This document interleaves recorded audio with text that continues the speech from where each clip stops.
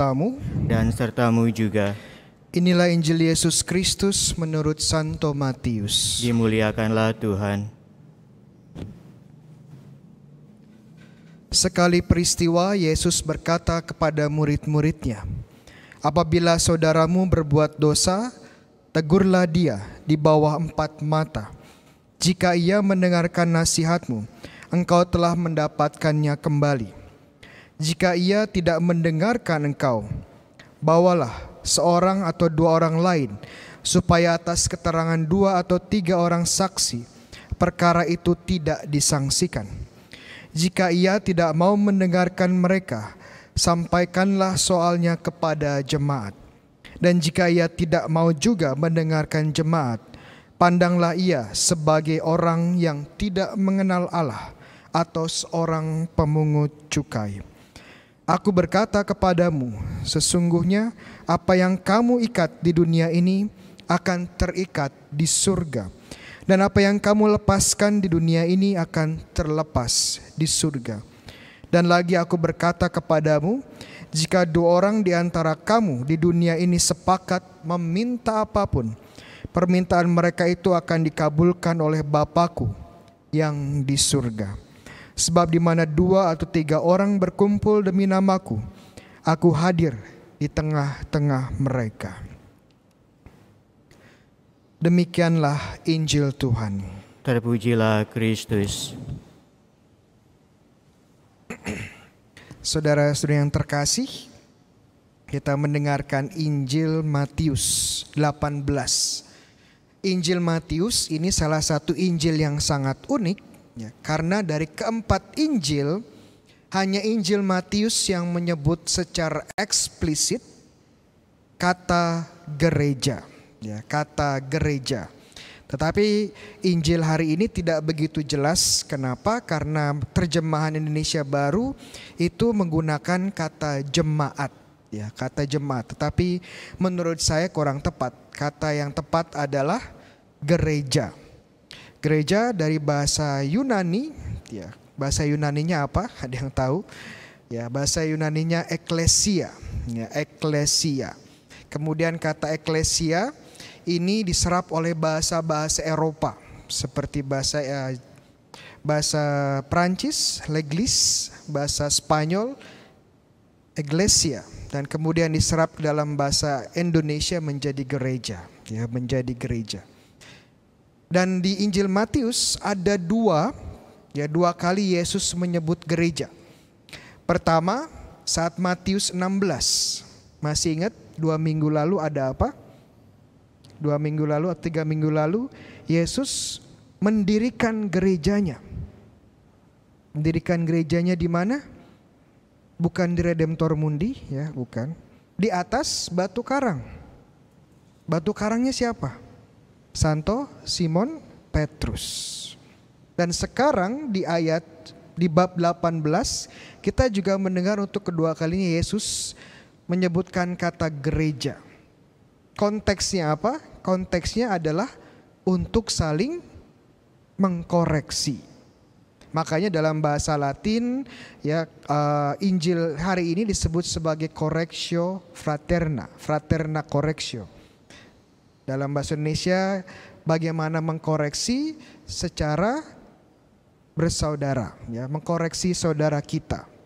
Ya, frater, fraterna dari kata frater artinya saudara. Jika ada frater di sini, kita manggil frater sebenarnya sama saja dengan memanggil saudara. Ya. Bagaimana mengkoreksi saudara kita sendiri. Ya. Dan ini penting, kenapa? Kenapa Yesus melihat dalam gereja, ya, Matius 18 ini sebenarnya sering disebut sebagai discourse on the church, atau ajaran Yesus mengenai gereja. Dan salah satu fokusnya adalah tentang mengkoreksi, ya, anggota gereja. Kenapa? Kenapa mengkoreksi sangat penting? Karena siapa di sini yang tidak pernah salah? Bisa angkat tangan? Tidak pernah salah? Ya, nggak ada yang angkat tangan. Ya, karena semua salah. Pernah salah. Hanya 2 orang di dunia ini, ya, yang tidak pernah salah. Ada tahu siapa? Yang pertama, Kalau benar dapat pisang, ya. Tuhan Yesus, betul. Kedua siapa? Iya, Bunda Maria, ya Bunda Maria. Semuanya ya pernah salah. Saya juga termasuk. Jadi betapa pentingnya untuk dikoreksi. Ini realitas kita. Semua orang pernah salah. Tetapi ingat konteks Matius 18, konteks Injil hari ini, Yesus tidak berbicara tentang koreksi tentang penampilan kita. Tidak berbicara tentang mengkoreksi pembawaan kita. Tidak. Jadi Tuhan Yesus tidak berbicara tentang mengkoreksi seorang teman ya, atau sahabat yang rambutnya acak-acakan. Bukan. Yesus tidak berbicara tentang ya teman kita yang suka mendengkur. Tidak. Tuhan Yesus tidak berbicara mengkoreksi tentang teman kita yang suka ngupil. Ya, ngupil. Tahu ngupil kan? Ya. Tidak. Tuhan Yesus juga tidak mengkoreksi atau mengajarkan tentang mengkoreksi seorang teman yang UMR. UMR berapa? Masih ingat? Ya.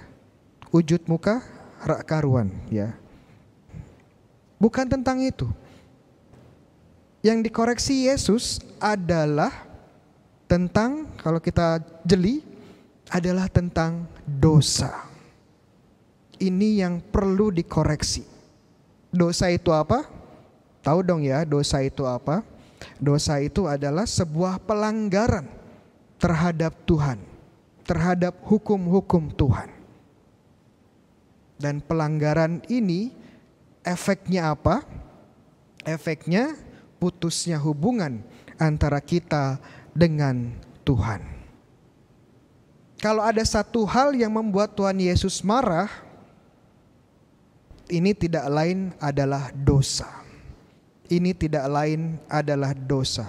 Kenapa Tuhan marah dengan dosa? Karena Tuhan Yesus ke dunia buat apa? Misinya buat apa ke dunia? Ya untuk menebus kita dari dosa. Untuk membalikan efek-efek dosa di dunia. Tetapi kalau kita tetap ya keras kepala dan tetap hidup dalam dosa, itu sama saja menghina karya Yesus. Sama saja menolak cinta kasih Tuhan Yesus. Makanya wajar kalau Tuhan marah dengan marah dengan dosa. Marah dengan dosa karena ini efeknya putus hubungan dengan Tuhan. Dan kalau kita sampai mati tetap putus hubungan dengan Tuhan, apa yang terjadi? Ya masuk neraka. Neraka itu apa? Kadang-kadang neraka kita pikir sebagai tempat yang penuh api ya. Ya, di mana kita kalau masuk sana bisa dipanggang. Waduh, disiksa sama iblis-iblis. Tetapi itu hanya satu bayangan, gambaran, image tentang neraka. Neraka yang sesungguhnya adalah putusnya hubungan dengan Tuhan secara permanen. Secara permanen. Kita tahu apa yang membuat kita bahagia. Apa? Ada yang tahu yang membuat kita bahagia? Ya Tuhan sendiri. Hanya Tuhan yang bisa membuat kita bahagia. Tetapi kita terputus hubungan dengan sumber kebahagiaan ini. Untuk selamanya. Nah itu neraka. Ya, itu neraka. Jadi dosa luar biasa efeknya. Sehingga perlu dikoreksi. Perlu dikoreksi. Ada yang bertanya, Romo apakah kita perlu menyampaikan koreksi kita kepada dia? Ya. Kok rasanya berat Romo? Apa cukup kita doakan saja? Ya, kita doakan saja. Jawaban saya tidak cukup didoakan. Didoakan baik tetapi tidak cukup. Kenapa? Karena kadang-kadang orang yang harusnya dikoreksi tidak tahu apa kesalahannya. Jadi perlu dikasih tahu. Kadang-kadang tidak sadar. Teman-teman pernah dengar istilah di psikologi namanya jendela Johari. Ya, jendela Johari itu adalah skema di mana kita dapat skema tentang pengetahuan diri kita. Jendela nomor 1 itu hal yang saya tahu, teman-teman tidak tahu. Ya, contohnya apa? Teman-teman tidak tahu dulu saya pacarnya berapa, ya. Nggak tahu kan? Iya. Jendela nomor 2 skemanya adalah saya tahu, teman-teman juga tahu. Contohnya apa? Kita sama-sama tahu kalau saya ganteng, ya, sama-sama tahu. Nomor 3 apa? Saya tidak tahu, Anda tahu. Nah, contohnya tadi, mungkin saya melakukan sebuah kesalahan, sebuah dosa yang saya nggak sadar, tapi Anda sadar. Dan kita punya tugas memberi teguran, memberi koreksi. Kenapa kita harus memberi koreksi? Bukan karena kita benci dengan orang ini, bukan kita marah dengan orang ini, bukan. Tapi karena kita mengasihi dia. Ya, kalau kita baca bacaan pertama, ya, kepada Nabi Yehezkiel dikatakan kalau kamu ya tahu orang itu berdosa, tapi kalau kamu tidak menegur dia dan dia mati dalam dosa dia, kamu bertanggung jawab atas kematian orang itu. Wah, serius sekali. Ini memang serius, ya, karena dosa menghancurkan kita semua. Dan Tuhan tidak mau satu pun dari kita jauh dari Dia. Makanya kita punya tanggung jawab untuk apa? Untuk menyelamatkan dan menjaga satu dengan yang lain. Mungkin baru pernah dengar sekarang ini, ya, ada 2 jenis dosa. Ya, dosa sin by commission dan sin by omission. Dosa karena kita melakukan sesuatu, mencuri, membunuh, ya, berzina. Tapi ada juga dosa karena kita tidak melakukan sesuatu. Seharusnya melakukan tapi tidak dilakukan. Ya, contohnya apa? Ya tadi, harusnya mengkoreksi, kita diam saja. Kenapa kita bertanggung jawab terhadap satu dengan yang lainnya? Ingat, kita satu anggota gereja yang sama. Satu anggota keluarga Tuhan yang sama. Kalau satu berhasil, yang senang siapa? Kita semua. Kalau satu gagal, yang sakit siapa? Yang susah siapa? Ya semua.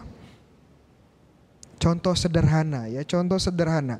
Waktu saya di Manila, kuliah di sana, dan saya lulus di sana dengan nilai yang cukup tinggi, ya. Ini bukan sombong, ya, bukan pamer, ya. Kenyataan aja, ya, kenyataan, ya. Yang senang siapa? Ya satu keluarga senang. Tapi pas saat saya gagal, ya, saya pernah juga gagal dalam ujian, ya. Yang sedih siapa? Yang merasa gagal siapa? Ya satu keluarga. Jadi kita tidak bisa bilang ya itu urusannya dia. Biarkan saja dia dalam dosanya. Tidak bisa. Ingat Kejadian 4. Saat Kain baru saja membunuh saudaranya siapa? Abel. Lalu Tuhan tanya, di mana Abel? Jawaban Kain apa? Lah, memang aku ini penjaga, ya, dari saudaraku. Dan Tuhan tidak menerima jawaban itu. Ya, kamu penjaga saudaramu. Ya, kamu bertugas membawa dia ke dalam, ya, membawa dia kepadaku. Kita bertanggung jawab atas hidup satu dengan yang lain. Kenapa? Karena kasih. Kita ingin semua orang, saudara-saudari kita, masuk surga. Dan kalau dia masuk surga, kita pun senang. Kita pun bahagia. Ini tugas kita. Kenapa menjadi penting mengkoreksi satu dengan yang lainnya? Karena kasih. Sedikit tambahan mungkin karena bulan ini September adalah BKSN, ya, bulan Kitab Suci Nasional, dan hari Minggu ini juga hari Minggu Kitab Suci Nasional. Saya akan sedikit tambahan tentang Kitab Suci. Tentang Kitab Suci. Apakah benar orang Katolik itu tidak pernah membaca kitab suci. Ada yang bilang orang Katolik kalau ke gereja itu cuma bawa madah bakti atau puji syukur, ya, nggak pernah bawa kitab suci. Siapa yang di sini bawa kitab suci sekarang? Iya. Ada? Iya. Ada Romo di HP. Iya. Bukan kitab suci ya, HP suci ya. Tetapi ingat ya, apakah dengan membawa kitab suci serta-merta apakah dengan tidak membawa kitab suci apakah kita tidak membaca kitab suci? Belum tentu. Belum tentu. Kenapa? Karena setiap kali kita mengikuti Ekaristi, kita mendengarkan kitab suci. Tidak hanya satu, tidak hanya dua, tapi 3 bacaan kitab suci setiap hari Minggu. Bacaan pertama dari mana? Dari Perjanjian Lama. Bacaan kedua dari mana? Dari surat-surat Rasul Paulus dan rasul-rasul yang lain. Dan bacaan ketiga dari Injil. Dan siklusnya pun ada sampai 3 tahun. Ya. Sekarang siklus apa? Tahun apa? A, B, C atau D? Ya. Tahun A. Ya. Tahun A, Injilnya siapa? Injilnya tadi saya baru baca dari Matius, ya, dari Matius. Kalau tahun B, tahun depan, Injilnya fokusnya di Markus. Tahun C, Lukas. Loh, Romo Yohanesnya di mana? Ya, Yohanesnya di mana? Iya, lagi karantina di rumah ya, nggak boleh keluar dulu ya. Yohanes, bacaan Injil Yohanes itu ada di masa Prapaskah dan Paskah. Ya. Dan kalau teman-teman mengikuti Ekaristi selama 3 tahun, ya, mengikuti siklus ABC ini, teman-teman sebenarnya sudah mendengarkan kitab suci. Ya nggak semua memang, tetapi sudah komprehensif kisah-kisah penting. Dari buku pertama, buku apa? Kejadian, sampai buku terakhir apa namanya? Wahyu. Sudah disusun sedemikian rupa. Ya. Dan kalau kita ke gereja 3 tahun, ya sudah menangkap kurang lebih isi kitab suci seperti apa. Ada yang bilang Romo orang Katolik itu nggak hafal ayat kitab suci. Ya. Kalau ditanya ayat kitab suci bengong. Ya.